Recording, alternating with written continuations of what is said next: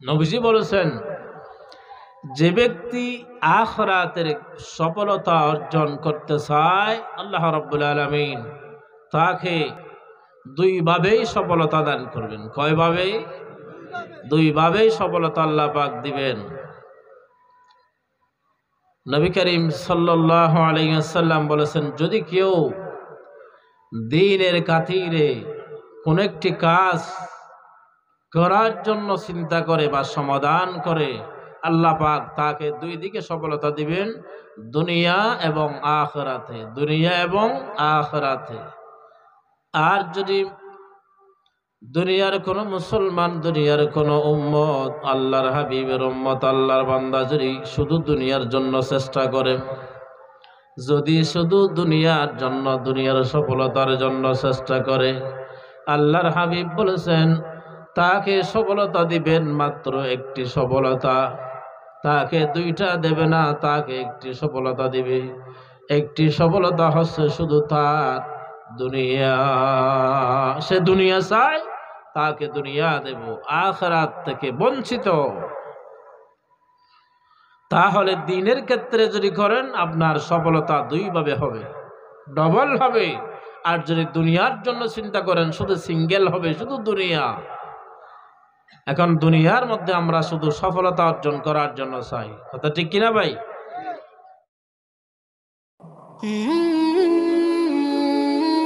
আসসালামু আলাইকুম ওয়া রাহমাতুল্লাহি ওয়া বারাকাতুহু।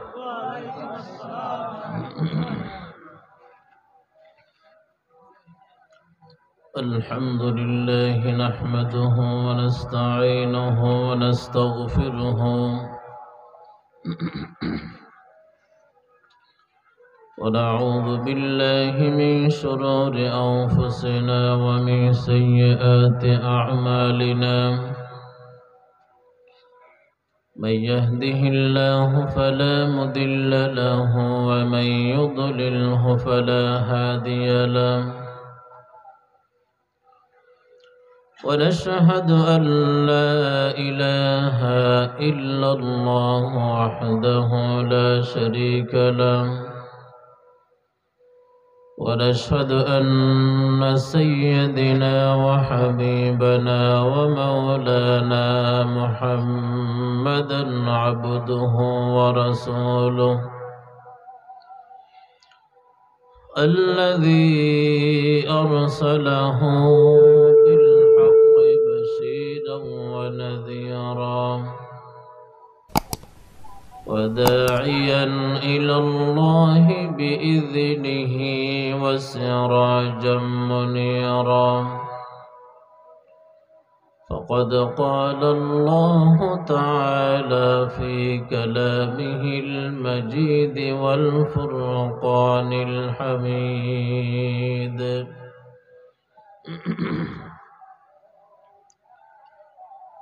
أعوذ بالله من الشيطان الرجيم.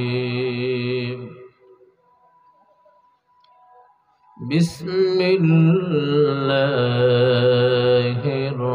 الرحمن الرحيم.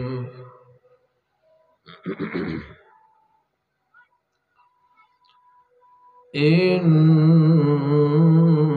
الله وملائكته يصلون على النبي يا أيها الذين آمنوا صلوا عليه وسلموا تسليما. اللهم صل على سيدنا مولانا محمد وعلى آله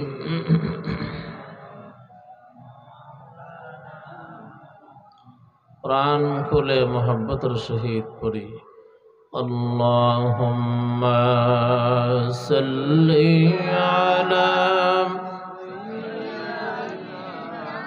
মাওলানা মুহাম্মদ ওয়া আলা আলি সাইয়্যিদিনা মাওলানা। কত ব্যথা কত ভাবে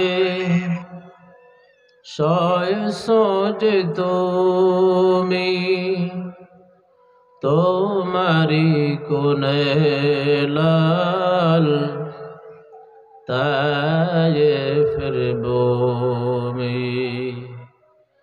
ফেরেশতা এসেছে ধ্বংসের হুকুম, লৌহ মাখা মুহাম্মদ প্রাণেতে হাজরা।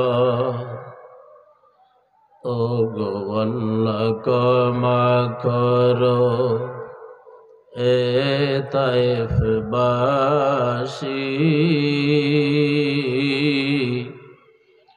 এরা চিনেনি যে আমি যে মুহাম্মদ, হৃদয়ে মুহাম্মদ। আল্লাহুম্মা সাল্লি আলা মাওলানা মুহাম্মদ ওয়া আলা আলি সাইয়্যিদিনা।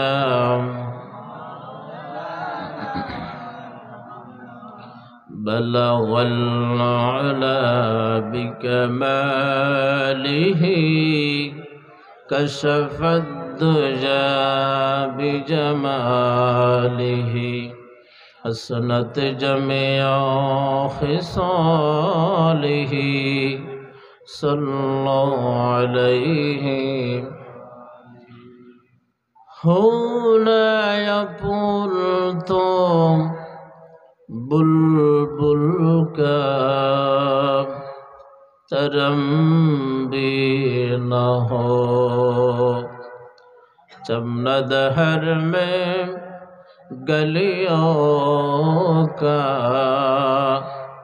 तबस्सुम भी न हो। बलगल उला बिकमालिही कशफ الدجى بجماله حسنت جميع خصاله صلوا عليه। দরুদ ইব্রাহিম আমরা সকলে একবার পাঠ করি, পারবেন সবাই? اللهم صل على محمد وعلى آل محمد كما صليت على إبراهيم وعلى آل إبراهيم إنك حميد مجيد. اللهم بارك على محمد وعلى آل محمد كما باركت على إبراهيم وعلى آل إبراهيم إنك حميد مجيد.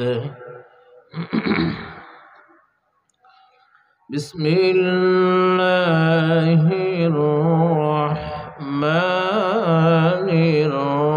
الرحيم. يا أيها الذين آمنوا استعينوا بالصبر والصلاة إن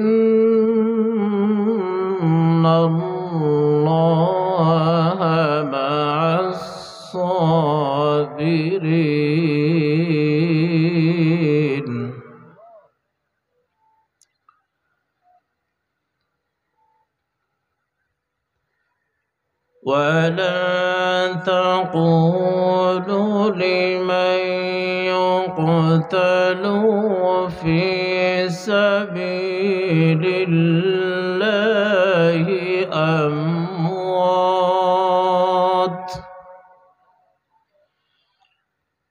بل أحياء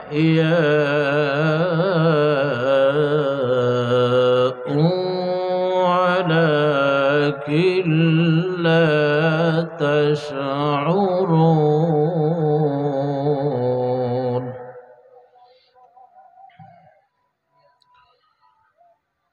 ولنبلونكم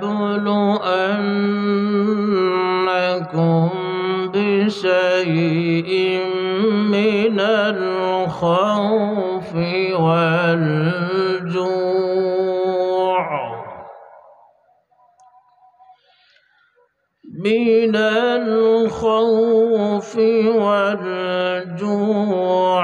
ونقص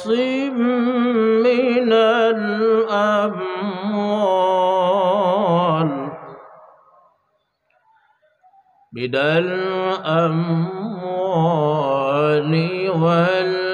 والأنفس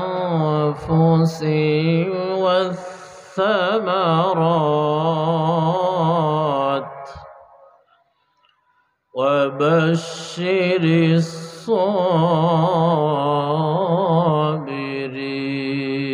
الصابرين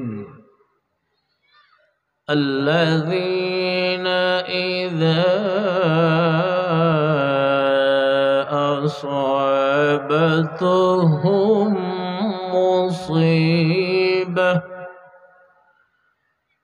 قالوا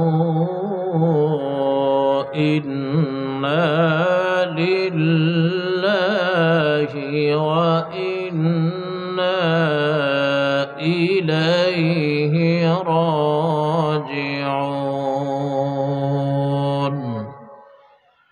صدق الله العظيم وصدق رسوله النبي الحبيب الكريم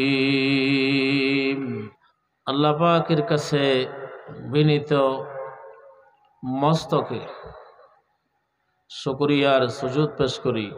আল্লাহ পাক এমন একটি জায়গায় এমন একটি মাহফিলে আসার বসার তৌফিক দিয়েছেন যেখানে কথা হয় আল্লাহর কালাম দিয়ে। কার কালাম? কথা বলেন, কার কালাম? আল্লাহ পাকের কালাম থেকে কথা হয়, ওয়াজ হয়, তাফসীর হয়। রাসূল করিম সাল্লাল্লাহু আলাইহি ওয়াসাল্লামের হাদিসের বাগান থেকে হাদিসের কথা হয়। যেই কথা এমন মূল্যবান, যেই কথা এমন গুরুত্ব, যেই কথার এত মর্যাদা, সেই কথাগুলির সেই বাণীগুলির দাম মূল্যায়ন দুনিয়ার কেউ করতে পারবে? কথা বলেন, পারবে না। আল্লাহর কালামের কথার সাথে মূল্য দিবে, দাম দিবে, মর্যাদা দিবে, উচিত মতো মূল্য দিবে, সম্মান দিতে পারবে দুনিয়ায় কেউ না। দিয়েছেন আল্লাহ রাসূল সাল্লাল্লাহু আলাইহি ওয়াসাল্লাম। তবে হ্যাঁ, যতদিন পূর্ব দিগন্তে সূর্য উদিত হবে এবং পশ্চিম দিকে অস্ত যাবে, যারা আল্লাহর কালামের অনুসারী আছে এরা চেষ্টা সংগ্রাম, তাদের পথ চলা, তাদের সামনে যাওয়া, তাদের পদযাত্রা বিরত হবে না, নিস্তব্ধ হবে না।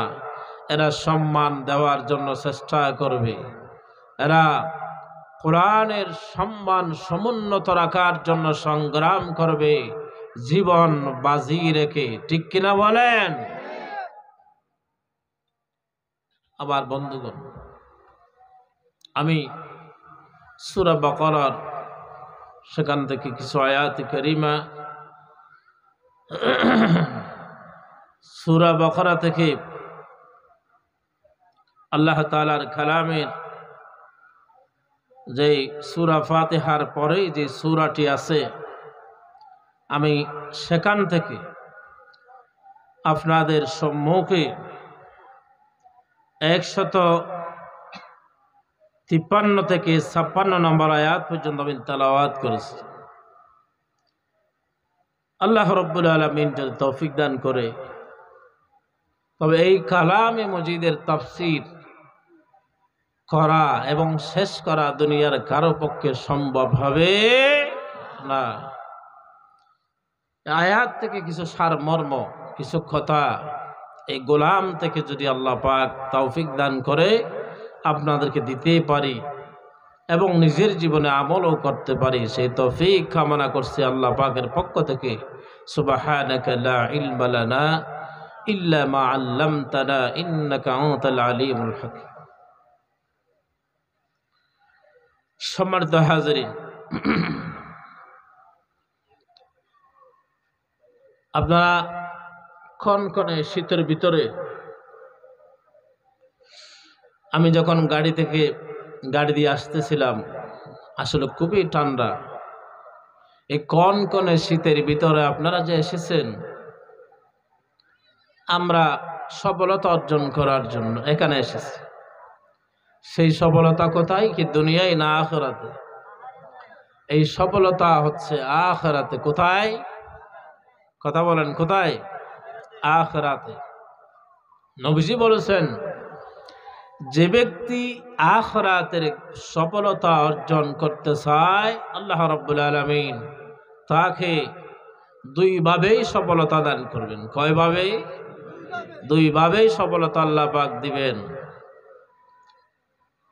নবী করিম সাল্লাল্লাহু আলাইহি ওয়াসাল্লাম বলেছেন, যদি কেউ দ্বীনের খাতিরে কোন একটি কাজ করার জন্য চিন্তা করে বা সমাধান করে, আল্লাহ পাক তাকে দুই দিকে সফলতা দিবেন, দুনিয়া এবং আখিরাতে। দুনিয়া এবং আখিরাতে। আর যদি দুনিয়ার কোন মুসলমান, দুনিয়ার কোন উম্মত, আল্লাহর হাবিবের উম্মত, আল্লাহর বান্দা যদি শুধু দুনিয়ার জন্য চেষ্টা করে, যদি শুধু দুনিয়ার জন্য, দুনিয়ার সফলতার জন্য চেষ্টা করে, আল্লাহর হাবিব বলেছেন তাকে সফলতা দিবেন মাত্র একটি সফলতা, তাকে দুইটা দেবে না, তাকে একটি সফলতা দিবে। একটি সফলতা হচ্ছে শুধু তার দুনিয়া। সে দুনিয়া চায়, তাকে দুনিয়া দেব। আখিরাত থেকে বঞ্চিত। তাহলে দ্বীনের ক্ষেত্রে যদি করেন, আপনার সফলতা দুইভাবে হবে, ডবল হবে। আর যদি দুনিয়ার জন্য চিন্তা করেন, শুধু সিঙ্গেল হবে, শুধু দুনিয়া। এখন দুনিয়ার মধ্যে আমরা শুধু সফলতা অর্জন করার জন্য চাই, কথা ঠিক কিনা ভাই? আপনি যদি কাউকে বলেন, ভাই আপনি যে মেজবান দিছেন, মূল কারণটা কি? সে বলবে, ভাইরে শোনো, আমি এত বড় পয়সাওয়ালা, আল্লাহ পাক আমাকে তো সম্পদ দিলেন এবং এলাকার জনগণ সবাই জানে আমি যে পয়সাওয়ালা, ধনওয়ালা, টাকাওয়ালা, আমি বড় নেতা। আমি একজন বড় নেতা, আমার বাপও বড় মানুষ ছিল। এখন আমি যদি বছরে একটা দুইটা মেজবান না দিই, তাহলে আমাদের সম্মান ডুবে যাবে, আমাদের ঐতিহ্য ডুবে যাবে, আমার সম্মানের খানি হবে। আমাকে মানুষেরা বলবে, কৃপণ, আমি নাকি বকিল হয়ে গেছি। এই রকম আমার নামটা ডুবে যাবে, মানুষেরা আমাকে হেয় প্রতিপন্ন করবে। এই জন্য নামের জোশ খ্যাতির জন্য, তার সুনাম হওয়ার জন্য, তার দুনিয়ায় সম্মান রক্ষার জন্য মানুষ মেজবানি করে। কথা ঠিক কিনা? এরকম আছে না নাই? হয়তো আপনাদের সমাজে, এই এলাকায় নাই মনে হয়, এখানেও আছে। আছে। প্রিয় বন্ধুগণ, এই দুনিয়ায় তাহলে এক এক মানুষ এক একটা সফলতা চায়। আর দুনিয়ার জীবনে আমরা শুধু চাই সুখে থাকবো, সুখেই খাবো, সুখেই ঘুমাবো, আমার ব্যবসা চলবে সুখেই, রাজনীতি চলবে সুখেই, শুধু সুখ, আমরা শুধু শান্তি ছাওয়ার জন্য, সুখ থাকার জন্য আমরা দুনিয়ার চেষ্টা প্রচেষ্টা চালাই। কথা ঠিক কিনা ভাই? কিন্তু আমাদের যখন একটু কষ্ট হয়, সে যদি বুজুর্গ হয়, আলেমও হয়, অনেক সময় একটু দুঃখ এসে যায়। আমি আপনাদের সম্মুখে যে আয়াত কারিমা তেলাওয়াত করেছি, মূলত এই দুনিয়ার জীবনে যারা মুমিন, যারা আল্লাহওয়ালা, আল্লাহর এই জমিনে যারা আল্লাহর গোলাম হিসাবে বসবাস করার জন্য চেষ্টা করে, গোলাম হিসাবে থাকে, এদের জন্য, প্রত্যেকটা মুমিনের জন্য এই দুনিয়া হচ্ছে পরীক্ষার জায়গা। কিসের জায়গা ভাই? পরীক্ষার জায়গা, মুসিবতের জায়গা। এটা একটি আমাদের জন্য কারাগার, জেলখানা। এই জায়গা আমার কথা নয়, আল্লাহর নবী সাল্লাল্লাহু আলাইহি ওয়াসাল্লাম বলেছেন, মুমিনদের জন্য, যে সমস্ত ইমানদার মুমিন বান্দাগণ আল্লাহ তার উপর রাজি, মদিনাওয়ালা তার উপর রাজি, ওই সমস্ত বান্দাদের জন্য এই দুনিয়া হলো কারাগার। এই দুনিয়া হচ্ছে কারাগার। আমার প্রিয় ভাইয়েরা, আল্লাহ রাব্বুল আলামিন এই সুন্দর সুজলা সুবলা শস্য শ্যামলা এমন গ্রাম, এমন সুন্দর সমাজ, দেশ, জাতি, উপরে যখন তাকাই আসমান, নিচে যখন তাকাই জমিন, উপরে যখন রাত্রে তাকাই দেখা যায় একটি চাঁদ এবং লক্ষ কোটি কোটি কোটি তারকা, সবকিছু সাজালেন আমার আল্লাহ। জমিনে যখন তাকাই, ডানে তাকাই, বামে তাকাই, সামনে তাকাই, পিছনে তাকাই, পাহাড় আর পাহাড়, গাছগাছালি, বাগবাগালি, সবুজে সবুজে ভরপুর, মানুষেরা মানুষে ক্ষেত কামার করে, ফসল করে, ধানের শ্বাস, পাটের শ্বাস। বাগানে যখন তাকাই, আমের বাগান, কাঁঠালের বাগান, সরিষার বাগান, এইভাবে কত না কিছু করে। ও মুসলমান, সব কিছু দিয়েছেন একমাত্র আমাদের জন্য, কিন্তু আমাদের উচিত হলো এই জমিনে থেকে শুধু সব কিছু যিনি বানালেন, সব কিছু যিনি করলেন, তার গোলামি করা। আল্লাহু আকবার। কার গোলামি করা? যিনি সব কিছু বানালেন তার গোলামি করা, ইবাদত করা। মা খালাকুতুল জিন্না ওয়াল ইনসা ইল্লা লিয়াবুদুন। সব কিছু যিনি বানালেন তার উদ্দেশ্য হচ্ছে জিন জাতি এবং মানব জাতিকে আল্লাহ তাআলা বানালেন আল্লাহ পাকের গোলামি করার জন্য। কার গোলামি ভাই? সকলে বলেন, কার গোলামি? সুবহানাল্লাহ, আলহামদুলিল্লাহ, লা ইলাহা, একটু ভালোভাবে বলেন, লা ইলাহা, সুবহানাল্লাহ, আলহামদুলিল্লাহ, লা ইলাহা, সুবহানাল্লাহ, আলহামদুলিল্লাহ, লা ইলাহা,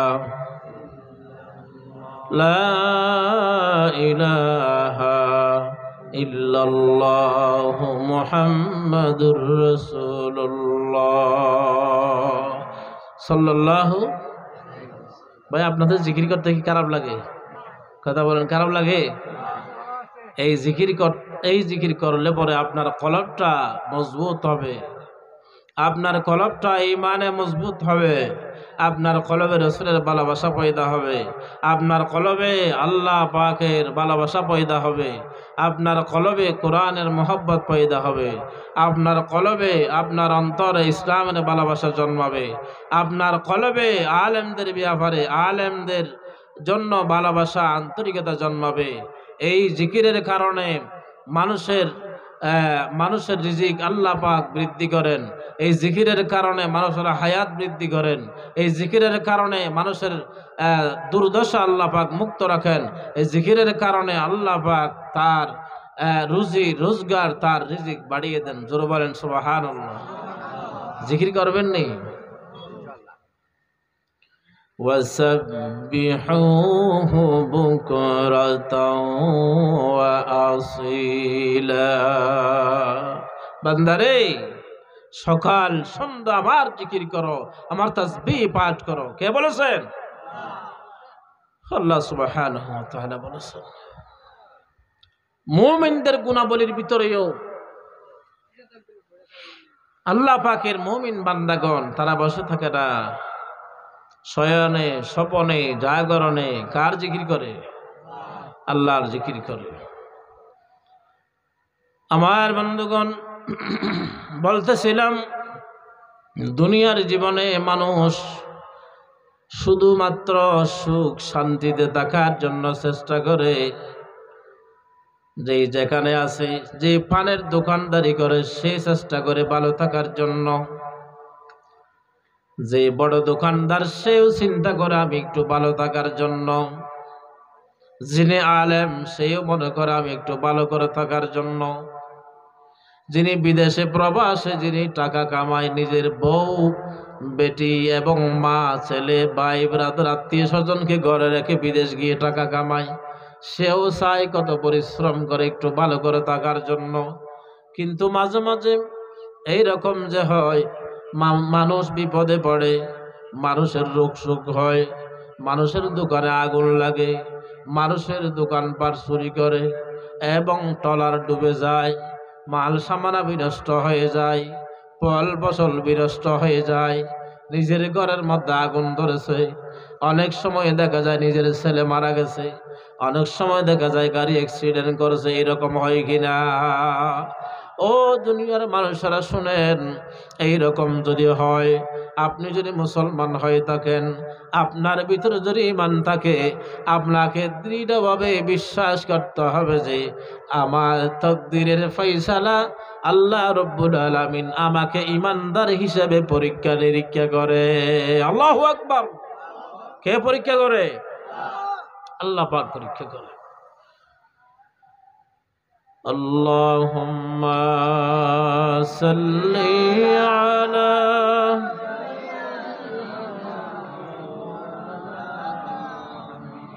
ওয়া আলা আলি মাওলানা মুহাম্মাদ। আল্লাহুম্মা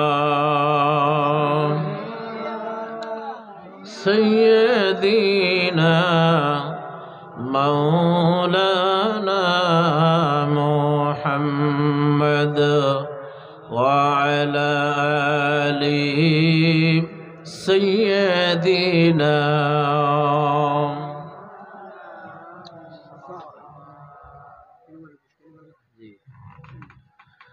বন্ধুগণ,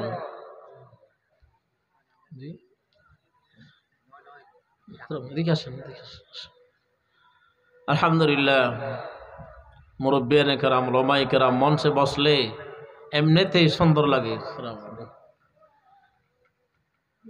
আপনারা যারা আছেন আপনাদেরও ভালো লাগে, কত ঠিক কিনা ভাই? যখন আগে চেরাকের প্রচলন ছিল, চেরাক তখনকার যুগে আমরা ছোটবেলায় দেখেছি, যখন গ্রামে গঞ্জে মাহফিল হয় তখন বোম্বার আয়োজন করতো, চেরাকের আয়োজন করতো, ঠিক কিনা মুরব্বী?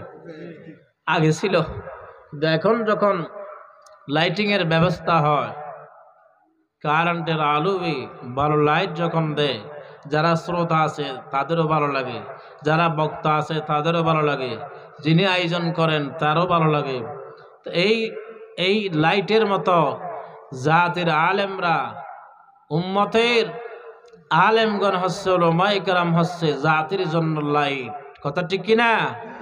এরা যখন সামনে থাকে, এরা যখন মঞ্চে থাকে, এরা যখন কথা বলে, জুমার দিন মিম্বরে বসে যখন বক্তব্য দেয়, এটা জাতির খোরাক হয়, জাতির ইমান বেড়ে যায়, জাতির ভালো লাগে, জাতি ইমামদের সাথে সাথে ইমামদের অনুসরণ করে ভালো হওয়ার জন্য চেষ্টা করে। কথা ঠিক কিনা?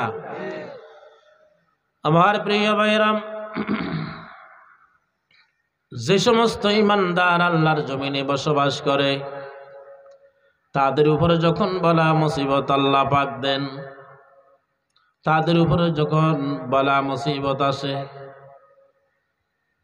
আল্লাহ রাব্বুল আলামিন বলেন, বান্দারে তোমাদের উপর যখন বালা মুসিবত, তোমাদের উপর যখন গজব আসে, যখন বালা মুসিবত হয়, যখন রোগ হয়, তোমাদের যখন ক্ষতি হয়, তোমরা যখন অশান্তি ভোগ করো, তাহলে তোমাদের এই সময় তোমাদের দায়িত্ব হলো সবর করা।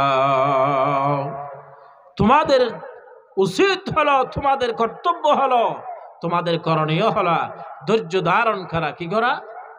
ধৈর্য ধারণ করা। আল্লাহ রাব্বুল আলামিন কুরআনুল কারীমের ভিতরে সূরা বাকারার ভিতরে রব্বুল আলামিন বলেন, ইয়া আইয়ুহাল্লাযীনা আমানুস্তাঈনু বিস-সাবরি ওয়াস-সালাত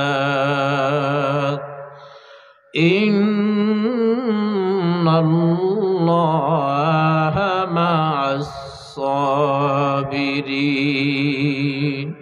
জোরে বলেন আল্লাহু আকবার।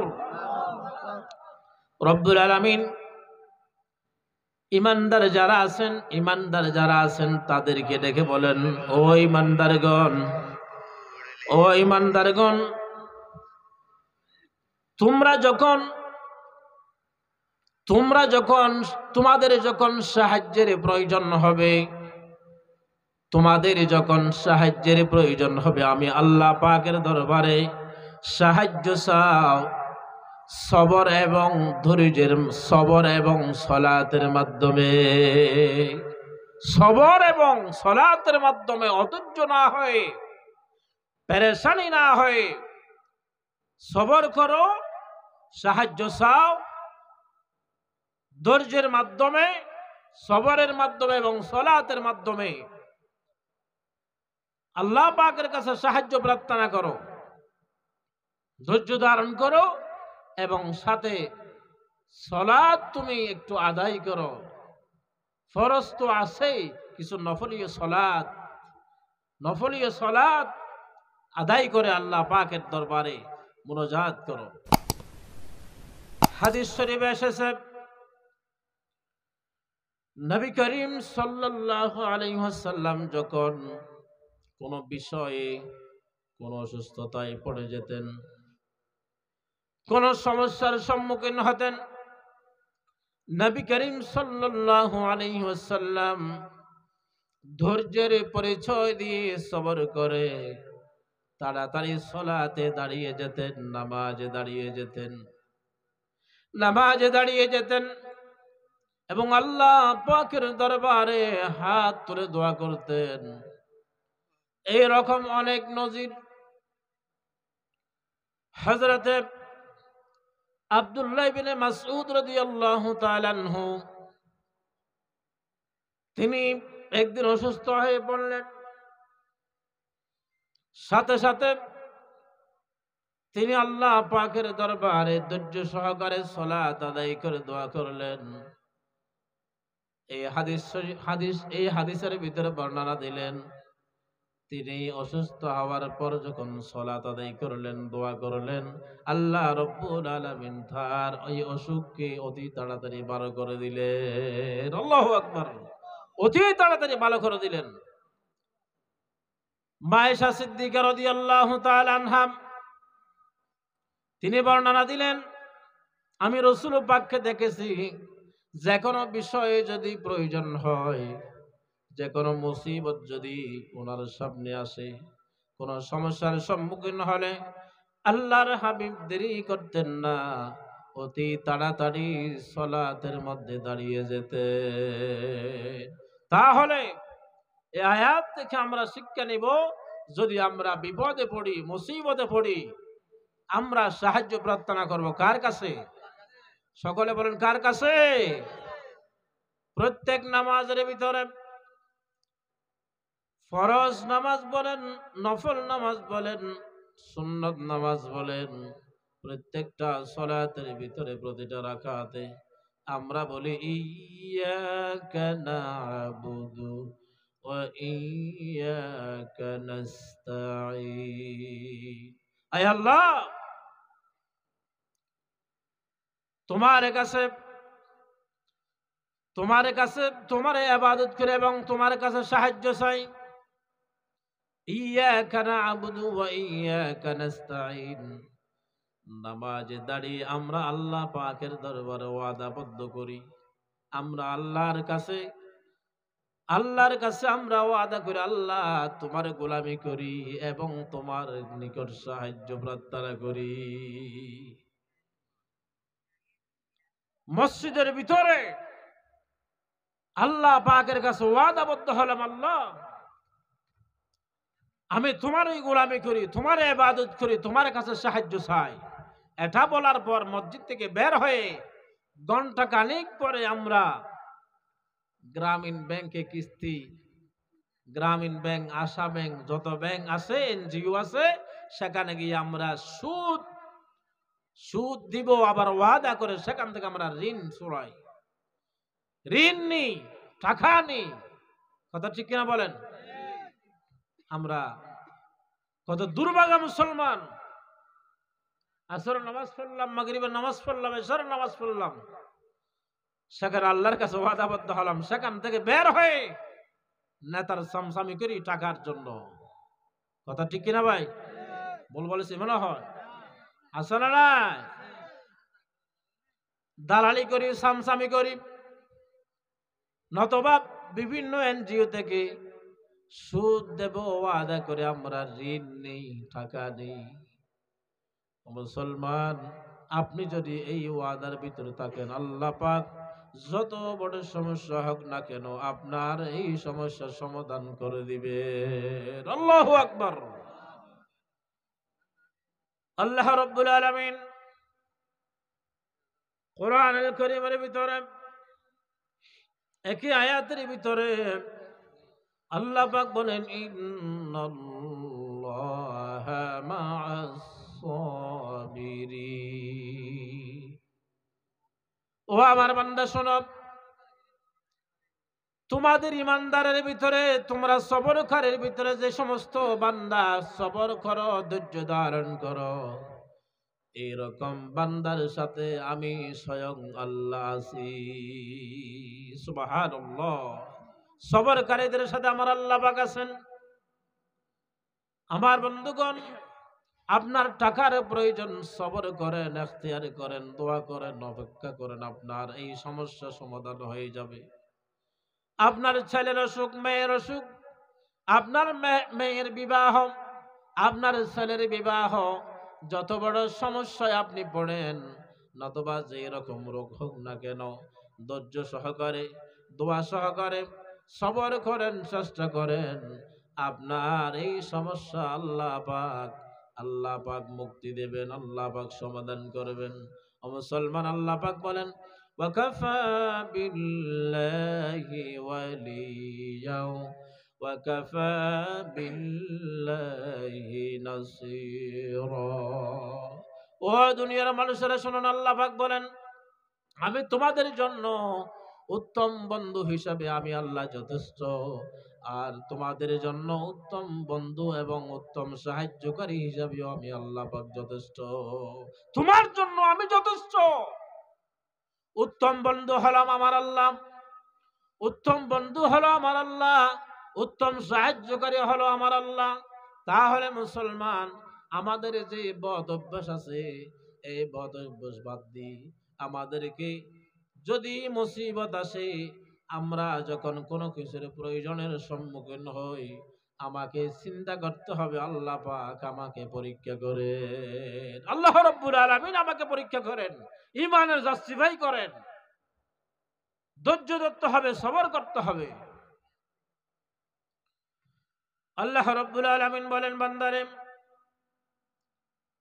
আর তোমাদের ইমানদারের ভিতরে যারা সংগ্রাম করে, এই রকম সংগ্রাম করে আমি আল্লাহ তাআলার পথে যখন শহীদ হয়ে যায়, মারা যায়, তোমরা তাদেরকে মৃত বলিও না। সেই ঘোষণা আল্লাহ পাক দিলেন, ওয়ালা তাকুলু লিমান ইয়াকতালু ফি সাবিলিল্লাহি আমওয়াত বাল আহইয়াউ ওয়ালাকিন লা তাশউরুন। আল্লাহ রাব্বুল আলামিন বলেন, বান্দা শোনো, যারা আল্লাহর পথে জিহাদ করে, যারা আল্লাহর পথে শহীদ হয়ে মারা যায়, তাদেরকে তোমরা মৃত বলিও না, বরং তারা জীবিত। তারা মরা নয়, তারা জীবিত। কিছুদিন আগে কোরআনকে অবমাননা করলো, কোরআনের সাথে বেয়াদবি করলো। এই অবমাননার প্রতিবাদ করতে গিয়ে যেই সব মুসলমান, যেই সব ছাত্ররা মারা গেল, কোরআনের সম্মান রক্ষা করার জন্য এই প্রতিবাদ যারা করলো এবং প্রতিবাদ করতে গিয়ে যাদেরকে মেরে ফেললো, এরা মরে নাই, এরা আল্লাহ পাক শহীদ হিসাবে কবুল করেছে। ঠিক কিনা? এরা মরা নয়, এরা জিন্দা, এরা শহীদ। আল্লাহর পক্ষে আপনি কথা বলবেন, কোরআনের পক্ষে কথা বলবেন, কোরআনের মিছিলে যাবেন, আল্লাহর পথে যাবেন। আপনাকে গুলি মারলো, ব্রাশ ফায়ার করলো, আপনাকে হত্যা করলো, আপনি মরা নয়, আপনি জিন্দা। আল্লাহ রাব্বুল আলামিন বলেন, বান্দা শোনো, এরা মরে নাই, এরা জিন্দা। বাল আহইয়াউ ওয়ালাকিন লা তাশউরুন, বরং এরা জিন্দা, এরা জীবিত, কিন্তু অধিকাংশ মানুষেরা তা বুঝে না, জানে না। এটার খবর রাখে না, অধিকাংশ মানুষেরা অবগত নয়। আমার প্রিয় ভাইয়েরা, সূরা বাকারার 155 নম্বর আয়াতে যেই কথাটা বলছিলাম, আমরা এই দুনিয়ার ভিতরে মুসিবতের সম্মুখীন হব, বিপদের সম্মুখীন হব। আমরা এই দুনিয়ায় ভয় পাবো, আমাদেরকে জালিমরা ভয় দেখাবে, আমার সন্তান মারা যাবে, আমার সম্পদ লুণ্ঠন হয়ে যাবে, আমার সম্পদে আগুন ধরবে, আমার ক্ষেত কামার বিনষ্ট হয়ে যাবে। আল্লাহ রাব্বুল আলামিন বলেন, সেই সব বান্দাদের জন্য বাণী শুনিয়ে আল্লাহ পাক বলেন, وَلَنَبْلُوَنَّكُمْ بِشَيْءٍ مِّنَ الْخَوْفِ وَالْجُوعِ وَنَقْصٍ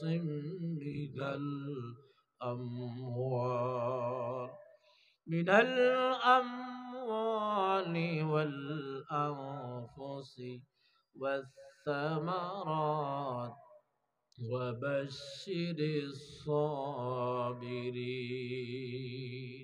আল্লাহু আকবার। আল্লাহ রাব্বুল আলামিন বলেন, বান্দা শোনো, আমি তোমাদেরকে পরীক্ষা করব, আমি তোমাদেরকে কিছুটা ভয় দিয়াম, তোমাদের পেটের ক্ষুধা দিয়াম, তোমাদেরকে জানের ক্ষতি করে, মালের ক্ষতি করে, ফল ফসলের ক্ষেত বিনষ্ট করে, এবং তোমার আমদানি রফতানি, আপনার ব্যবসা বাণিজ্যের ক্ষয়ক্ষতি করে, আপনার জীবনের সর্বোচ্চ সর্বোৎকৃষ্ট জান এবং মালের ক্ষতি করেও, অর্থাৎ নিজের উপরে জুলুম আসতে পারে, নিজের সন্তান মারা যেতে পারে, নিজের ফসল বিনষ্ট হতে পারে, নিজের দোকানে আগুন লাগতে পারে, নিজের ক্ষেত খামার বাগান বাড়ি সব ধ্বংস হয়ে যেতে পারে। আল্লাহ পাক বলেন, তোমাকে এই রকম জালিমের ভয় দিয়া, তোমার পেটে ক্ষুধা দিয়া অর্থাৎ দরিদ্র দিয়া, সব কিছু দিয়ে আমি তোমাকে পরীক্ষা করব। আল্লাহ পাক বলেন, বান্দারে, এই সমস্ত সব কিছু যখন তুমি তোমার উপর চলার পরে, তোমার উপর জীবনে ঘটার পরে, যখন তুমি ধৈর্যের পরিচয় দেবা, আল্লাহ পাকের উপরে যখন ইস্তেকামত থাকবে, তুমি যখন ধৈর্য ধরবে, তোমার জন্য আমি আল্লাহ তাআলার পক্ষ থেকে সুসংবাদ। আল্লাহ পাক বলেন, ওয়াবাশশিরিস সাবিরিন, আমি আল্লাহর পক্ষ থেকে তোমার জন্য সুসংবাদ। জোরে বলেন না সুবহানাল্লাহ। আল্লাহ সুবহানাহু ওয়া তাআলা আল্লাহর পক্ষ থেকে বান্দাদের জন্য বলেন, ওয়াবাশশিরিস সাবিরিন, যারা ধৈর্য ধারণ করে তাদের জন্য আমি আল্লাহর পক্ষ থেকে সবর ইখতিয়ার। ঘোষণা দাও, নিয়ামতের ঘোষণা দাও, সুসংবাদ দাও। আল্লাহর পক্ষ থেকে সুসংবাদ। এটা কেমন সুসংবাদ হবে? এটা জান্নাতের সুসংবাদ হবে, রহমতের সুসংবাদ হবে, সাহায্যের সুসংবাদ হবে। الذين إذا أصابتهم مصيبة قالوا إنا لله وإنا إليه راجعون الذين إذا أصابتهم مصيبة, যা মুসিবত আসে, যা বিপদ আসে, সমস্ত বিপদ এবং আফত বালা মুসিবত সবকিছু আল্লাহ পাকের অনুমতি ক্রমে আসে। যা আপনার উপর দুঃখ দুর্দশা সব কে জানে? আল্লাহ পাক জানে। কে জানে? আল্লাহ পাক জানে। আল্লাহ রাব্বুল আলামিন জানেন, ক্বালু ইন্না লিল্লাহি ওয়া ইন্না ইলাইহি রাজিউন। আল্লাহ পাকের এই সব বান্দারা এবং ঘোষণা করে, নিশ্চয় আমি আল্লাহ পাকের জন্য, নিশ্চয় আমি আল্লাহ তাআলার জন্য এবং আল্লাহ রব্বুল আলামিনের দিকে আমরা প্রত্যাবর্তন করব। যখন বিপদ আসে তারা ঘোষণা করে, নিজের স্ত্রীকে, নিজের সন্তানদেরকে বলে, ও আমার আত্মীয় স্বজন, ও আমার স্ত্রী পুত্র, আমার নাতি, ও আমার সুখ, আমাদের উপর মুসিবত আসুক, একটু ধৈর্য ধারণ করো, আল্লাহ রব্বুল আলামিন এই মুসিবতের সময়টা আল্লাহ পাক মুক্ত করে দিবেন, মুসিবত থেকে আল্লাহ পাক উদ্ধার করবেন। আমার প্রিয় ভাইয়েরা, আল্লাহর এই জমিনে, আল্লাহ রব্বুল আলামিনের এই জমিনে সব চাইতে বিপদের সম্মুখীন হলো, জুলুমের শিকার হলো, পরীক্ষার সম্মুখীন হলো আম্বিয়া আলাইহিমুসসালাম। আম্বিয়া আলাইহিমুসসালামগণ সব চাইতে বেশি পরীক্ষার সম্মুখীন হলো। কথা ঠিক কিনা? শুধু আমাদের নবী নয়, সমস্ত নবীরা, সমস্ত নবীরা পরীক্ষার সম্মুখীন হলো এবং এই পরীক্ষায়, ইমানের পরীক্ষায় উত্তীর্ণ হলো আম্বিয়া আলাইহিমুসসালামগণ, নবী এবং রাসূলগণ। তারা সফলতা অর্জন করলো, যেহেতু আল্লাহ পাক তাদেরকে পরীক্ষা করলেন, পরীক্ষায় তারা সফলতা অর্জন করলো, সফলতা অর্জন করলো আল্লাহ পাকের সাহায্যে। এবং তাদের নীতি ছিল, যখনই মুসিবত আসে তখনই আল্লাহর কাছে সাহায্য প্রার্থনা করে। আমার বন্ধুগণ, শুধু তাই নয়, আল্লাহ পাক আমাদেরকে সৃষ্টি করলেন, আমাদেরকে জীবন দিলেন, আমাদেরকে মৃত্যু দিলেন, দুটোটাই দিলেন পরীক্ষার জন্য। জীবনও দিলেন, মৃত্যুও দিলেন। আমরা এক সময় ছিলাম না, আমাদের অস্তিত্ব ছিল না, এখন আমরা আছি, আবার মরে যাব। আল্লাহ রাব্বুল আলামিন বলেন, আল্লাযী খালাকাল মাউতা ওয়াল হায়াতা লিয়াবলুয়াকুম আইয়ুকুম আহসানু আমালা ওয়া হুয়াল আজিজুল গফুর। তিনি সেই রব যিনি খলাকাল মাউতা ওয়াল হায়াত, যিনি সৃষ্টি করেছেন মৌত মৃত্যু সৃষ্টি করেছেন, যিনি সৃষ্টি করেছেন মানুষের হায়াত, মানুষের হায়াত এবং মৌত। শুধু মানুষ না, দুনিয়ায় যত প্রাণী আছে, দুনিয়ায় যত কীট পতঙ্গ আছে, যেই সব সৃষ্টির ভিতরে প্রাণ আছে, যেই সব সৃষ্টির মৃত্যু আছে, যাদের জীবন আছে, যাদের মরণ আছে, সমস্ত কিছুর মৌত এবং হায়াত আল্লাহ পাক বানালেন, আল্লাহ পাক সৃষ্টি করলেন। মৌত এবং হায়াত দিলেন আল্লাহ পাক।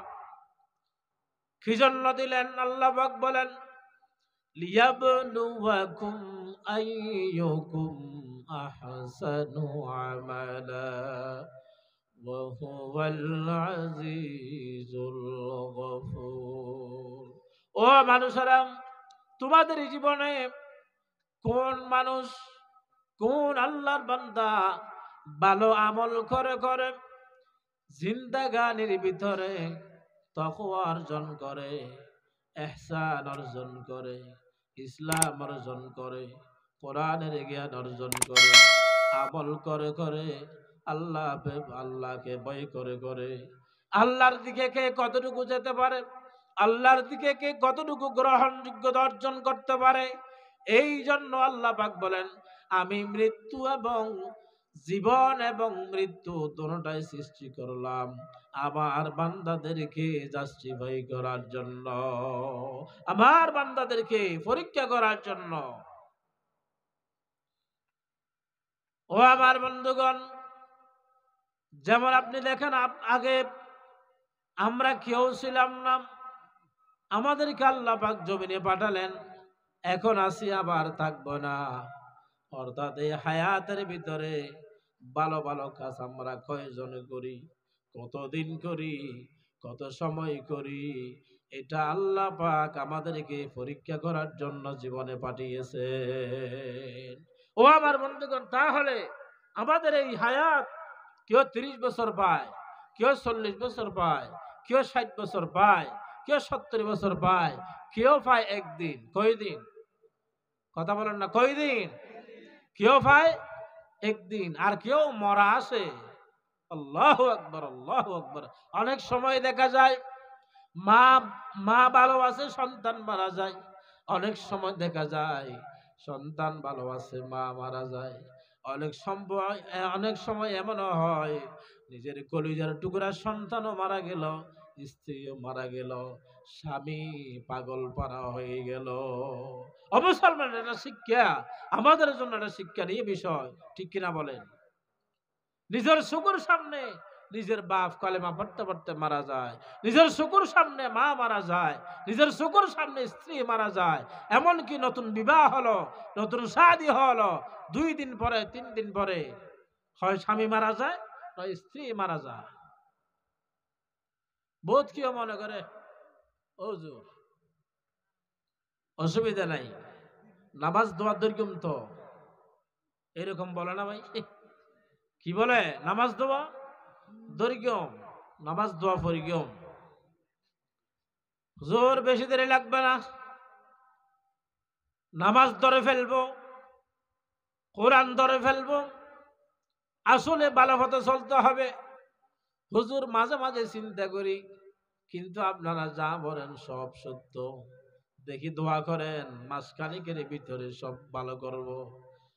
ও বলে মনে হয় এমন দেখা যায় যে মানুষ দাড়ি রাখবে বলে রাখে না, নামাজ ধরবে বলে ধরে না, নামাজ পড়বে বলে পড়ে না, ভালো হবে বলে কিন্তু ভালো হয় না।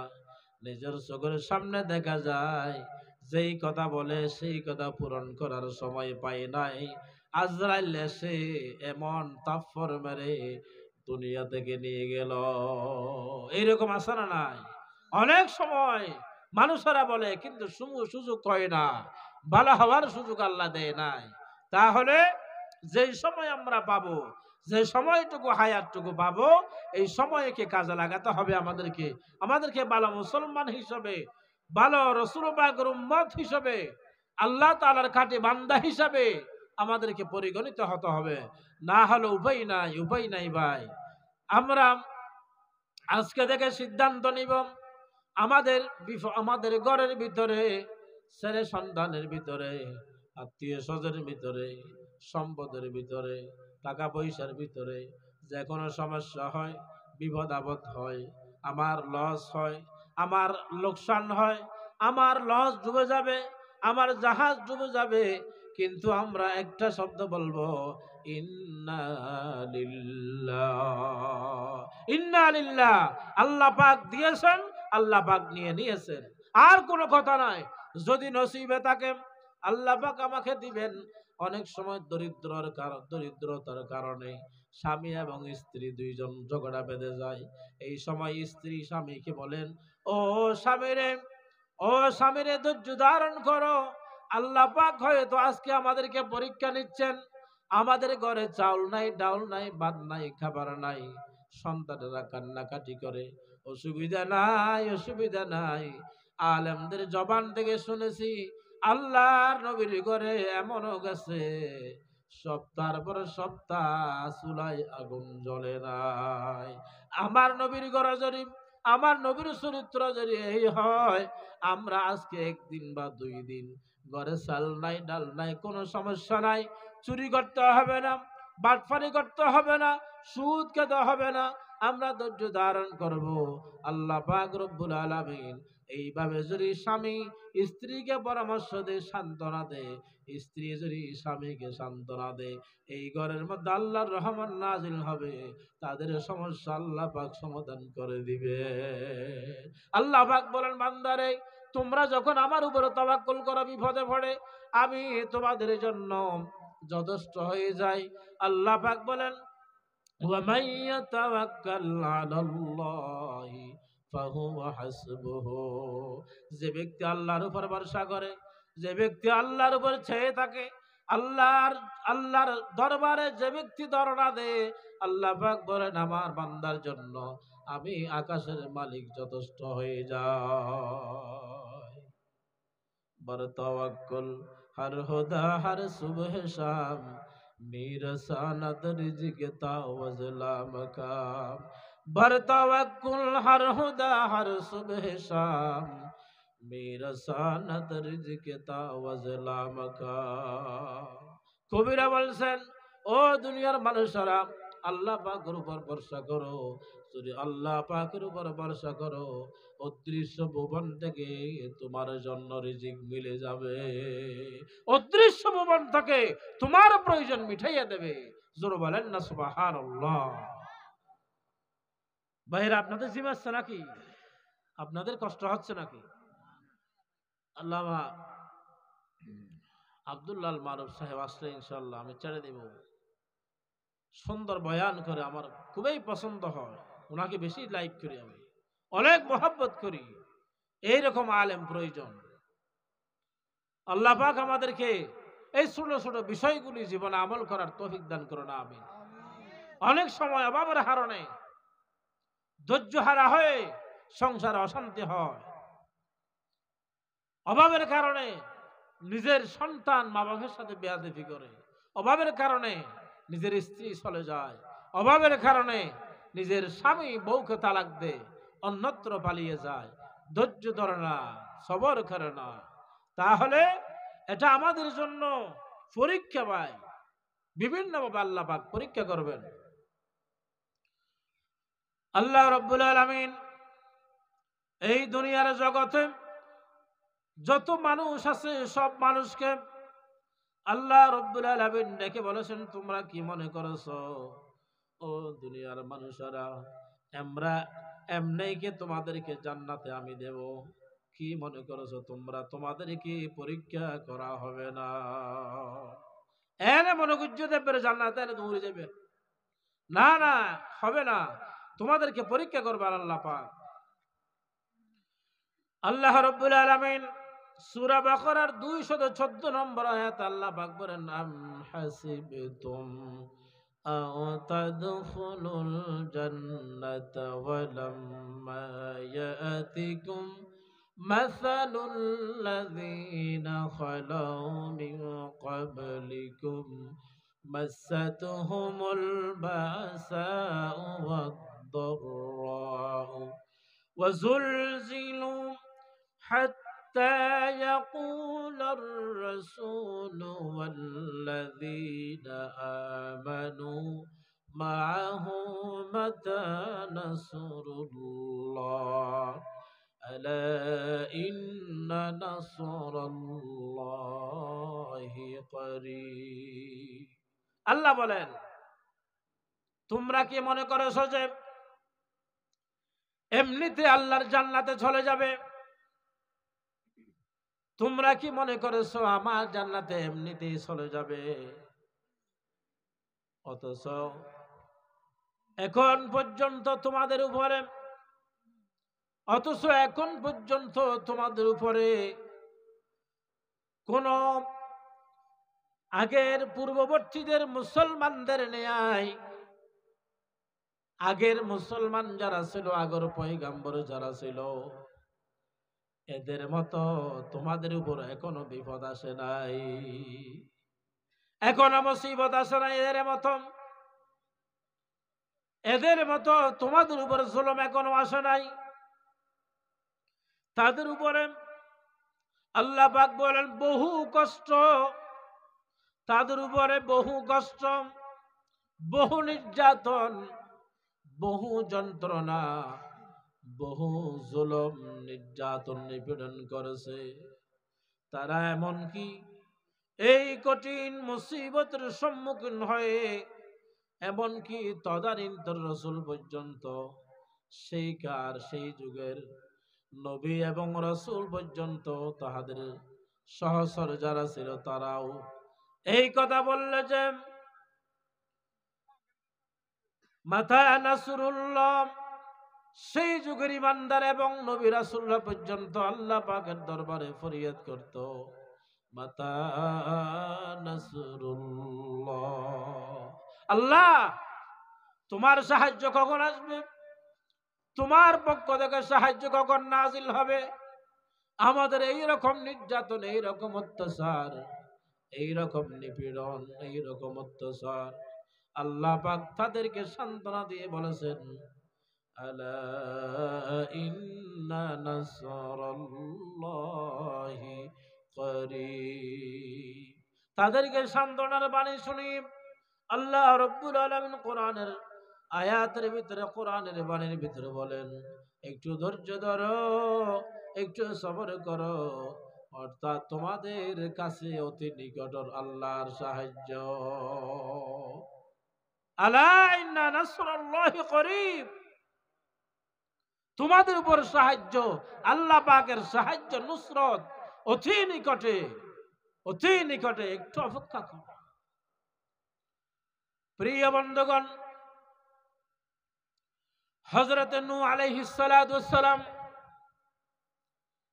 আপনারা যারা মাদ্রাসায় পড়ালেখা করেন নাই, আপনারা নাম শুনেছেন আলেমদের জবান থেকে। যারা আলেমগণ আছে তারা তো কোরআন থেকে, হাদিস থেকে পড়েছেন।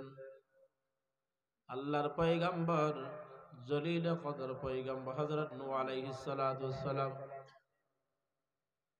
ওহী প্রাপ্ত হলেন। তিনি দাওয়াত দিতে লাগলেন। একটি উঁচু পাহাড়ের উপর দাঁড়িয়ে, একটি উঁচু জায়গায় দাঁড়িয়ে তার কওমদেরকে সে দাওয়াত দিত, লা ইলাহা ইল্লাল্লাহ আনা রাসূলুল্লাহ, লা ইলাহা ইল্লাল্লাহ আনা রাসূলুল্লাহ,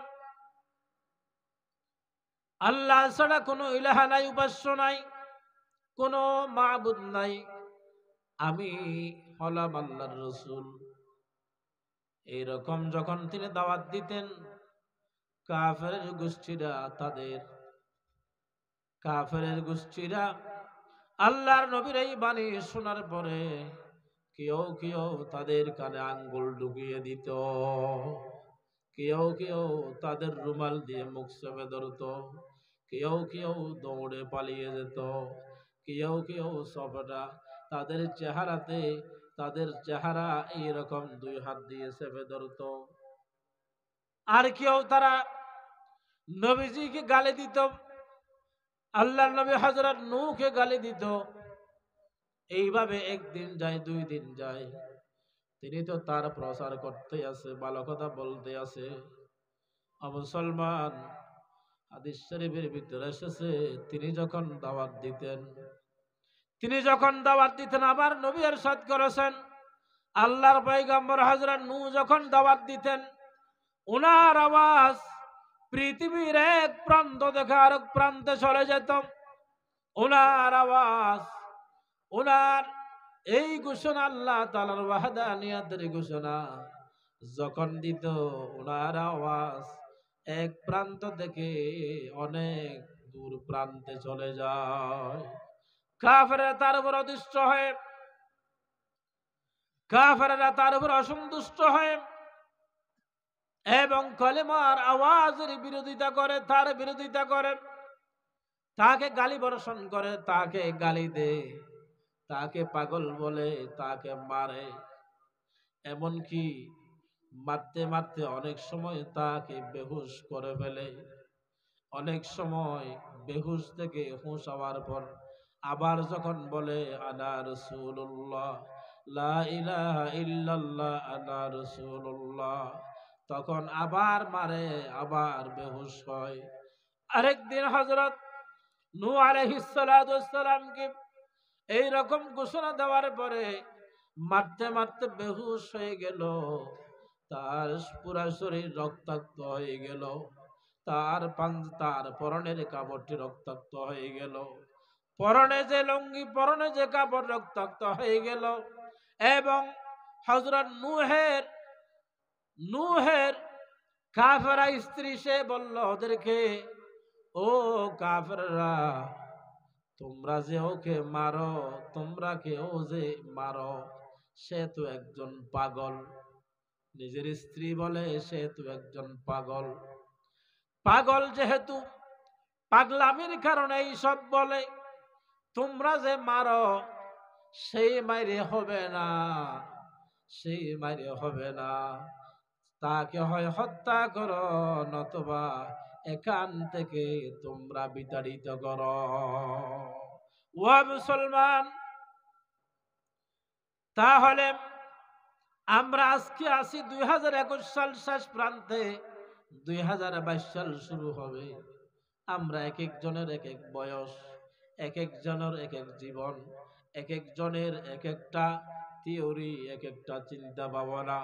কেউ করবে শিক্ষকতা, কেউ করবে ব্যবসা, কেউ যাবে বিদেশ, কেউ হবে কৃষক, কেউ হবে সৌদাগর। আমাদেরকে একটা জিনিস মাথায় রাখতে হবে, আমি আল্লাহর বান্দা, আল্লাহর এই জমিনে থাকি, আমি আল্লাহর বান্দা, আল্লাহর নিয়ামত আহরণ করি, আমি আল্লাহর বান্দা।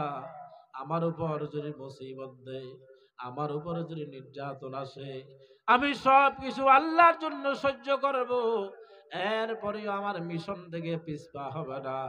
মুসলমান, এখন আমরা দলাদলি বাদ দিয়ে, হিংসা বাদ দিয়ে, আমরা মুসলমান ভাই ভাই হিসাবে, কুল্লু মুসলিমিন ইখওয়া, একজন অপরজনের ভাই ভাই হিসাবে, মুসলমান ভাই ভাই হিসাবে, দলাদলি হিংসা বিদ্বেষ বাদ দিয়ে আমরা সব এক আল্লাহর বান্দা, আমরা সব এক নবীর উম্মত, আমরা সবাই এক কোরআনের কর্মী।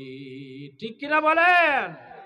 এই মুহূর্তে আমরা একজন একাকী হব না, সবাই মিলে এক হয়ে যাব, সবাই একই মঞ্চে আসব, সবাই একই প্ল্যাটফর্মে হব।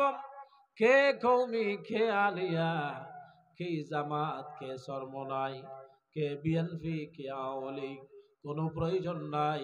ও মুসলমান, যখন মারা যাবে কবরের মধ্যে জিজ্ঞাসা করবে না তুমি কি জাতীয় পার্টির বড় নেতা ছিলা, তুমি কি সরমনার বড় নেতা ছিলা, তুমি কি জামাতের বড় নেতা ছিলা, তুমি কি আওয়ামী লীগের বড় নেতা ছিলা। ও মুসলমান, সেখানে প্রশ্ন করা হবে না। সেখানে প্রশ্ন করা হবে যে ইসলাম নিয়ে আমরা এখনো আছি, সেই ইসলামের কথা, যেই রবের কথা আমরা জমিনে বসে বলি, সেই রবের কথা, যেই মোহাম্মদের আদর্শ আমরা মানি, সে আদর্শের কথা। তাহলে সমস্ত ভেদাভেদ ভুলে গিয়ে নাস্তিক্যবাদীরা যে ইসলামের বিরুদ্ধে চড়াও হয়ে আছে, কোরআনের বিরুদ্ধে কথা বলে, বিসমিল্লাহর বিরুদ্ধে ষড়যন্ত্র করে, নবীর ব্যাপারে নবীর সুন্নতের বিরোধিতা করে, কোরআনের দলের সাথে বেয়াদবি করে, আলেমদের বিরুদ্ধে বক্তব্য প্রদান করে, আলেমদের বিরুদ্ধে মনসুটে বেয়াদবি করে, আলেমের সাথে দস্তাদস্তি তর্ক বিতর্ক লিপ্ত হয়, আমরা এর বিরুদ্ধে বাংলাদেশের সমস্ত আলেম, বাংলাদেশের সমস্ত ইসলামী দল, তৌহিদি জনতা এক দল হয়ে একমত হয়ে আমরা এক মিছিলে এক মঞ্চে সুসার হব এবং এক থাকব। আমাদের মিশন নিয়ে আমরা এগিয়ে যাব, ঠিক কিনা বলেন? দুনিয়ার কাউকে মুসলমানেরা পরোয়া করে না। আল্লাহ তাআলা বলেন, আমার পক্ষ থেকে যে কালাম গেছে, যে কিতাব গেছে, সেই কিতাব যদি অনুসরণ করো। আল্লাহ পাক বলেন, মিন্নি হুদান ফামান তাবিআ হুদায়া ফালা খাউফুন আলাইহিম ওয়ালা হুম ইয়াহজানুন। যে ব্যক্তি আমার হেদায়েতের অনুসরণ করবে, হেদায়েতের আওতামুক্ত হবে। কোরআন আল্লাহর পক্ষ থেকে এসেছে। আল্লাহ তাআলা বলেন, আমার পক্ষ থেকে যা আমি দিয়েছি, পাঠিয়েছি, সেই হেদায়েতের যদি অনুসারী হয়, সে যদি সেই হেদায়েতের একজন কর্মী হয়, তার জন্য কোনো টেনশন নাই, কোনো পরোয়া নাই, কোন ধরনের চিন্তা তার জন্য নাই। কে বলেছেন? আল্লাহ পাক। কে বলেছেন? আল্লাহ। ভাই কালামটা কার? আল্লাহর। কালামটা কার? এই বাণী কার? আল্লাহ পাকের ঘোষণা। বান্দারে, তোর কিসের ভয়, তোর কিসের ডর? আপনি যদি আল্লাহর হয়ে যান, আমি যদি আল্লাহর হয়ে যাই, আর আল্লাহ পাক যদি আমার উপরে সন্তুষ্ট হয়, আপনার কিসের ভয়, কিসের পেরেশানি? সুবহানাল্লাহ, আলহামদুলিল্লাহ, লা ইলাহা, একটু জোরে, সুবহানাল্লাহ, আলহামদুলিল্লাহ, লা ইলাহা, সুবহানাল্লাহ, আলহামদুলিল্লাহ, লা ইলাহা, লা ইলাহা ইল্লাল্লাহু মুহাম্মাদুর রাসূলুল্লাহ। হযরত নূহ আলাইহিস সালাম এই কঠিন পরীক্ষার সম্মুখীন হলেন। আল্লাহ রাব্বুল আলামিন হযরত নূহ আলাইহিস সালাম যে দোয়া করলেন, সেই দোয়া কালামে মাজিদের ভিতরে নোট করে তুলে দিলেন। হযরত নূহ আলাইহিস সালাম এই অত্যাচারে, এই নির্যাতন আল্লাহ পাকের কাছে দোয়া করলেন। ফাদআ রাব্বাহু আন্নী মাগলুবুন ফাতাসির। নূহ আলাইহিস সালাম ডেকে বলল, হে আল্লাহ, হে আমার রব, আমি পরাজিত হয়েছি, আমি পরাজিত হয়েছি, সুতরাং তুমি এর প্রতিশোধ নাও। হযরত নূহ আলাইহিস সালাম আল্লাহর কাছে দোয়া করলেন। তাহলে বন্ধুগণ, আপনি যখন শত্রুর সামনে পড়বেন, শত্রুর মোকাবেলায়, কাফেরদের মোকাবেলায় এবং নাস্তিক্যবাদীদের মোকাবেলায় আপনার যদি প্রয়োজন হয়, আপনি যদি দুর্বল হয়ে যান, তাহলে আমাকে আপনাকে দোয়া করতে হবে, যিনি সমাধানকারী, যিনি আকাশের মালিক, যিনি আপনাকে সব সময় সাহায্য করে, সেই রবের কাছে আমাকে আপনাকে সাহায্য চাইতে হবে। আল্লাহ পাকের দরবারে সাহায্য চাইতে হবে। আল্লাহ রাব্বুল আলামিন বেশি খুশি হয় বান্দার উপরে যে বেশি দোয়া করে, দোয়া চায়, সাহায্য কামনা করে। এখন তো ইদানিং কিছু আহলে হাদিস বের হয়েছে। আহলে হাদিস এখানে আছে কি জানেন না? টাউনে বেশি নাই। এখন বেশি ফেতনা আহলে হাদিস। তারা বলে যে আমার যা প্রয়োজন, আমাকে যা দিবেন সব তো আল্লাহ জানে, আবার আমার কিসের জন্য মুনাজাত করতে হবে, দোয়া করতে হবে? অথচ মুনাজাতের উপর অসংখ্য কোরআনের আয়াত, মুনাজাতের উপর অসংখ্য হাদিস। বললাম না, রাসূলুল্লাহ সাল্লাল্লাহু আলাইহি ওয়াসাল্লামের যখনই কোনো প্রয়োজন দেখা দিত নামাজে দাঁড়িয়ে যেতেন। আল্লাহু আকবার, আল্লাহু আকবার। দোয়া মুসলমানদের জন্য হাতিয়ার, দোয়া মুসলমানদের জন্য বড় অস্ত্র। বান্দা যখন কেঁদে কেঁদে দোয়া করেন, বান্দা যখন সিজদায় পড়েন অথবা দুই হাত তুলে দিয়ে চোখের পানি ছেড়ে দিয়ে আল্লাহ পাকের দরবারে মুনাজাত করে, রব্বানা যালামনা আনফুসানা ওয়া ইল্লাম তাগফির লানা ওয়া তারহামনা লানাকুনান্না মিনাল খাসিরিন। এরপরে মাতৃভাষায় যা মন চায় তাই বলেন, অনুনয় বিনয় করে, অন্তরটা নরম করে, হাত দুটোটা আকাশের দিকে দিয়ে দিলটা আল্লাহ পাকের দরবারে, দিলটা আল্লাহর সাথে লাগিয়ে দিয়ে মোহাব্বত যখন মসজিদে নববী মদিনাতুল মুনাওয়ারায় যিনি শুয়ে আছেন নবিয়ুনা মুহাম্মদ রাসূলুল্লাহ সাল্লাল্লাহু আলাইহি ওয়াসাল্লামের প্রতি দরদ ভালোবাসা নিয়ে আল্লাহ পাকের দরবারে যখন মুনাজাত করবেন, আল্লাহর কসম, আল্লাহর কসম, নবীজি বলেছেন বান্দার চোখের পানি নাকের ডগায় আসার আগে আল্লাহ পাক বান্দার গুনাহগুলি মাফ করে দেন। আল্লাহু আকবার। বান্দার গুনাহগুলি ক্ষমা করে দেন, বান্দার দোয়া মঞ্জুর করে। ও আল্লাহর বান্দারা, ও মুসলমান ভাইরা, ও সকরিয়ার ভাইরা, দুনিয়ার সব আউলে ঝাউলে অহংকার, দুনিয়ার এত কিছু বড়াই অহংকার, আমার শৌর্য বীর্য, আমার যৌবনের বড়াই, আমার পারিবারিক, আমার বংশগত বড়াই, আমার নেতৃত্বের বড়াই, টাকার বড়াই, সব বাদ দেন, সব বাদ দিয়ে দেন, আল্লাহর গোলাম হয়ে যান, জীবন ধন্য হয়ে যাবে, জীবন ধন্য হয়ে যাবে। আমার প্রিয় হাজরিন, এই দুনিয়ায় এটা পরীক্ষার হল, এই দুনিয়ায় পরীক্ষা দিতে হবে, রেজাল্ট পাবেন কিয়ামতের ময়দানে। হযরত ইব্রাহিম আলাইহিস সালাতু ওয়াস সালাম পরীক্ষার সম্মুখীন হলেন। জলিল কদর পয়গম্বর হযরত ইব্রাহিম নিজের বাপ পর্যন্ত বিরুদ্ধ চলে গেল। দেখেন, আপনি যদি ভাই এলাকার সমাজের নেতা হন, আপনার বাপও যদি আপনার বিরুদ্ধে চলে যায়, এর সাথে দুঃখের কথা কি আর কিছু আছে? নিজের জন্মদাতা বাপ পর্যন্ত ইব্রাহিমের বিরুদ্ধে। আগুনে নিক্ষেপ করার ক্ষেত্রে বাপের অবদানও আছে। আলেমরা বসে আছে, হুজুরে জানে,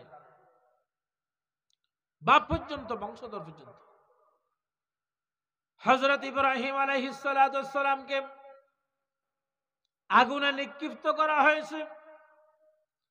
আল্লাহ পাক রব্বুল আলামিন সব তো দেখেন, আকাশের ফেরেশতারা কানতে কানতে অস্থির। আল্লাহ, ইব্রাহিম জলিল পয়গম্বর, জলিল কদর পয়গম্বর, আপনার কি মহব্বত হয় না? হযরতে, আমি আপনাকে রক্ষা করব এবং এই আগুনকে আমি পানি বানিয়ে দেব। পুরো আগুনকে আমি ঠান্ডা বানিয়ে দেব, পানি বানিয়ে দেব, চুরমার করিয়ে দেব। হযরত ইব্রাহিম আলাইহিস সালাতু ওয়াস সালাম তাওয়াক্কুল করলেন না, বলেছিলাম সবর করলেন, ধৈর্য ধরলেন, আল্লাহর কাছে সাহায্য চাইলেন।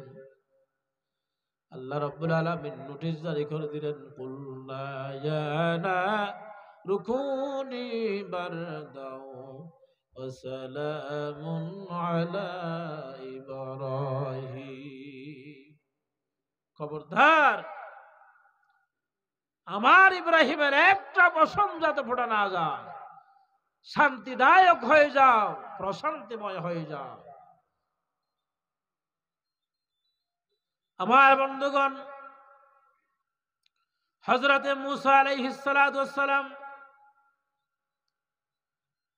হযরত মূসাকে বিভিন্ন সময় নির্যাতন করা হতো, এমনকি তাকে হত্যার পরিকল্পনাও করা হতো।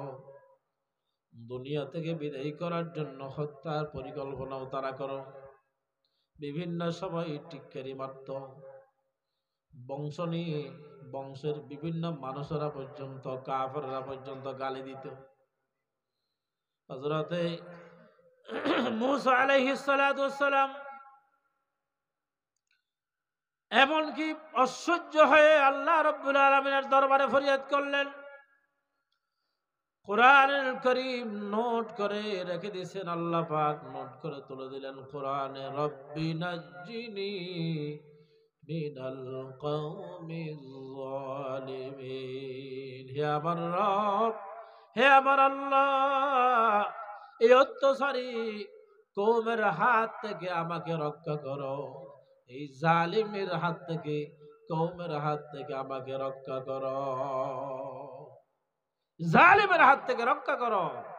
তাহলে বোঝা যায় সমস্ত নবীরা, সমস্ত পয়গম্বরেরা দুনিয়ার মধ্যে পরীক্ষার বেশি সম্মুখীন হলো।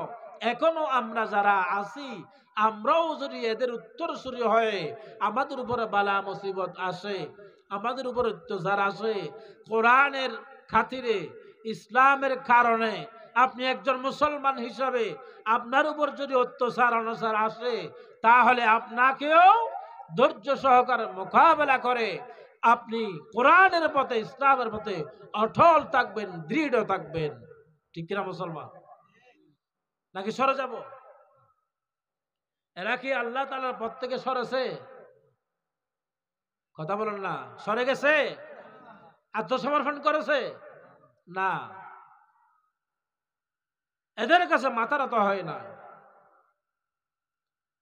আমাদের নবী মুহাম্মদুর রাসূলুল্লাহ, যিনি ইমামুল মুরসালিন, যিনি ইমামুল আম্বিয়া, যিনি খাতামুন নবীন, যিনি কামলিওয়ালা নবী, যিনি হায়াতুন নবী, আল্লাহ রাব্বুল আলামিনের হাবিবকেও হত্যা করার জন্য তারা পরিকল্পনা করেছিল।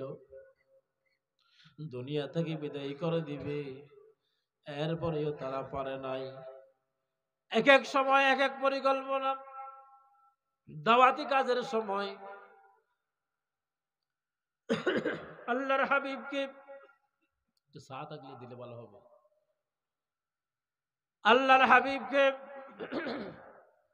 লোভ দেখিয়েছেন, বলেছেন, আবু তালিব রে শোনো, তোমার ভাতিজাকে আরবের সুন্দরী রমণী বিবাহ করাবো। নবীজিকে প্রস্তাব দিলেন, আরবের সুন্দরী রমণী বিবাহ করাবো। আরবের সুন্দরী রমণী বিবাহ করাবো এবং আরবের রাজত্ব তাকেই দিব এবং তাকে যেই সমস্ত অট্টালিকা, যেই সমস্ত ঘরবাড়ি, যেই সমস্ত দালান কোঠা, যেই সমস্ত কিছু চায় তাকে সব দেব। অর্থাৎ একটাও বাদ নাই, যা চাইবে তাই দিবে। আল্লাহর নবী শুনে বললেন, ও আমার চাচা, ও আমার চাচা, কি মনে করেছেন আপনার ভাতিজা মুহাম্মদ আমার হাতে, এক হাতে যদি আকাশের চন্দ্র এনে দে, আরেক হাতে যদি আমাকে সূর্য এনে দে, এরপরেও আমি আমার মিশন থেকে সরে যাব না, আমার মিশন থেকে পিছপা হব না, আমার মিশন থেকে আমি চুল পরিমাণ সরে যাব না। আমার জাতে পাকের কসম, আমার মিশন থেকে আমি সরে যাব না। তাহলে আমরা সেই নবীর উম্মত, আমরা সেই নবীর উম্মত, আমাদেরকে ধৈর্য ধারণ করে পথ চলতে হবে। অনেক সময় দেখা যায় আমরা বেচা যায়, আমরা দুনিয়াবি সামান্য কিছুর কারণে আমরা বিক্রি হয়ে যায়। প্রত্যেক খতিবগণ যদি মিম্বর থেকে প্রতিবাদ করে এবং কোরআন সুন্নাহর আলোকে বক্তব্য রাখে, প্রত্যেকটা ওয়াজের ময়দানে যদি প্রত্যেক ওয়াইজিন হক কথা বলে এবং মাদ্রাসার প্রধান যারা আছেন সেখান থেকে যদি হক কথা বলে, এইভাবে যে যেখানে আছি আমরা সেখান থেকে যদি আমরা হক কথাটা বলি, নবীজির আদর্শের কথা যদি আমরা বলি, তাহলে মুসলমান জট আসুক তুফান আসুক, নাস্তিক্যবাদী বলেন, রামপন্থী বলেন, বামপন্থী বলেন, কোন পন্থী মুসলমানদেরকে চুল পরিমাণ ক্ষতি করতে পারবে না। ঠিক কিনা? চুল পরিমাণ ক্ষতি করতে পারবে না। কিন্তু আমরা সামান্য কিছুর কারণে আমরা নিজের নফসকে, শয়তানকে বিক্রি করে দিই, নিজের অভ্যাসটা খারাপ হয়ে যায়। এমনকি আমাদের চোখের সামনে আমি দেখেছি, দৌরা হাদিস পড়েছেন, কামিল পড়েছেন, সেই দুনিয়াবি নেতৃত্বের জন্য যেই মার্কা অসংখ্য টাকা দিয়ে অসংখ্য নেতা ধরে কেন্দ্র থেকে আনা হয়, নাম বললাম না, নাম বললে আপনারা চিনে ফেলবেন, এমনি নাম না বললে সবাই জানে। ঠিক কিনা বলেন না? ওয়ার আসতে বলেন কেন? ঠিক কিনা? সেই মার্কা পাওয়ার জন্য তার বড় ব্যানারে উলামা অমুক নামে, মানে ওনাকে ওই দলের উলামার নেতা হিসেবে, মানে ওই দলের তাদের ডিপার্টমেন্ট, মানে উলামাদের একটা ডিপার্টমেন্ট, এভাবে নেতা সাজিয়ে সব কিছু বাদ দিয়ে, অথচ আমি দেখেছি ইসলামের পক্ষে মিছিলে ছিল, মিটিংয়ে ছিল, সবাই ছিল, যে কোনো মিছিলে মিটিংয়ে ছিল, কিন্তু আজ এইরকম একটা মার্কা পাওয়ার জন্য, নেতা হওয়ার জন্য সব কিছু বরবাদ। আমরা সেই রকম নেতৃত্ব চাই না। এখন যেভাবে আছি, যেই শুরুতে আছি, সেইভাবে যদি উঠতে পারি, আমাকে আল্লাহ পাক উঠায়, তাহলে আপনি আমি উঠবো ইনশাআল্লাহ। একটা মার্কার জন্য আমি আমার নীতিকে বদলাই দেব, আমার কোরআন হাদিসকে আমি এক কিনারে ফেলাই দেব। আরেকজন দেখলাম একটা হাজিগিরি ভাবার জন্য, কি গিরি? ও হাজি সাহেবের কাজীগিরি ভাবার জন্য, অথচ এক সময় ইসলামে আন্দোলন করত,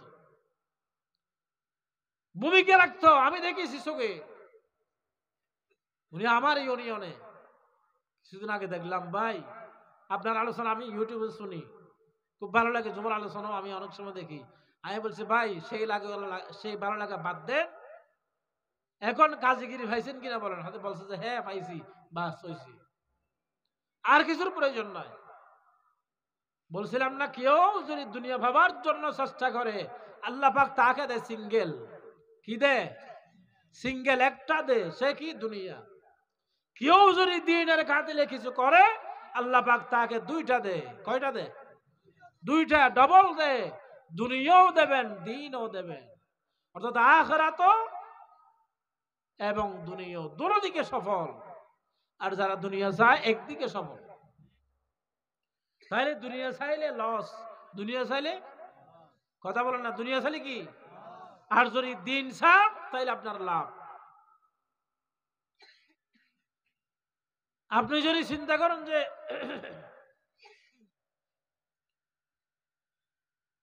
ঘরের পশ্চিম পাশে মসজিদ, আমার ঘরের পশ্চিমে মসজিদ, আমার ঘরের পশ্চিমে, তাহলে পশ্চিম দিক থেকে আওয়াজ আমার ঘরে আসবে। আর পশ্চিম দিকে বাগান বাড়ি আছে, নতবা খোলামেলা আছে, হয়তো একটু বাতাসও আসতে পারে, হয় পশ্চিম দিকে হোক নতবা দক্ষিণ দিকে হোক। আপনার ঘরের জানালা যদি সেদিক দিয়া শুধু আজানের কাতিলে, প্রথমে চিন্তা করলেন ঘুম যদি আসে, হয়তো আজান শুনলে আমার ঘুম ভেঙে যাবে, নামাজটা পড়তে পারবো, এইরকম যদি চিন্তা ভাবনা করে জানালাটা লাগান, আপনার জানালা আপনি রাখেন, তাহলে সওয়াব পাবেন, বাতাসও পাবেন। সুবহানাল্লাহ, সুবহানাল্লাহ। আপনি যদি চিন্তা করেন যে আমি একটা আমার এলাকায় পুকুর দিই, তাহলে সওয়াব হবে, আপনি সওয়াব অর্জন করে সওয়াবের আশায় দিচ্ছেন, কিন্তু সেখান থেকে আপনি নিজে ব্যবহার করতে পারলেন, আপনার বউ, ছেলে, সন্তান, স্ত্রী, ভাই, ব্রাদার, আত্মীয় স্বজন যারা আছে সবাই ব্যবহার করে দিচ্ছেন আপনি সওয়াবের নিয়তে। সওয়াব হলো উপকৃত হওয়ার পর আপনার সুনামও করে মানুষেরা, তাহলে দুটোটাই হলো। আর যদি শুধু সুনামের জন্য দেন, সওয়াব পাবে না, সুনাম একটাই পাবেন। কয়টা? একটা পাবেন। আবার প্রিয় বন্ধুগণ, শুধু নবী রাসূলগণ দুনিয়ার মধ্যে নির্যাতিত হয় নাই, সাহাবায়ে কেরাম নির্যাতন হলো। হযরতে আবু বকর সিদ্দিক রাদিয়াল্লাহু তাআলা আনহু, এর আগে তো নবীজির কথা একটু বলি নাই মনে হয়, আবার নবীজির কথা বলেছি, কিন্তু সামান্য বলেছি। নির্যাতন করতে করতে কাফেররা অনেক নির্যাতন করলেন। শিয়াবে আবু তালিবে 3 বছর বন্দি কাটলেন। তারা কলা কৌশল করে আল্লাহর হাবিব সাহাবায়ে কেরাম সহ 3 বছর শিয়াবে আবু তালিবের মতো জিয়াল কাটলেন। কয় বছর? 3 বছর জিয়াল কাটলেন সাহাবায়ে কেরাম সহ। সেখানে হযরত সিদ্দিক আকবর আছে, হযরত উমর ফারুক আছে, হযরত আলীও আছে, আশরায়ে মুবাশশিরার বিভিন্ন আরো সাহাবীগণ আছে। হযরত আবু যর গিফারি রাদিয়াল্লাহু, হযরতে আব্দুল্লাহ বিন মাসউদ রাদিয়াল্লাহু তাআলা আনহু বলেন, ইয়া রাসূলুল্লাহ, আমি শিয়াবে আবু তালিব থাকা অবস্থায় রাতের অন্ধকারে আমার ক্ষুধার তাড়নায়, ক্ষুধার যন্ত্রণায়, খাবার নাই, পানি নাই, সব শেষ হয়ে গেল। আমি যখন অন্ধকারে বের হলাম, আমার পায়ের নিচে নরম নরম কি যেন ভিজা ভিজা জিনিস পেয়েছি। আমি খাবা, আমার খিদার তাড়নায় আমি খেয়ে ফেলেছি। ইয়া রাসূলুল্লাহ, ইয়া হাবিবাল্লাহ, আজ পর্যন্ত জানি না আমি রাতের আঁধারে আমার পায়ের নিচ থেকে কি খেয়েছি, আমি এখনো জানি না।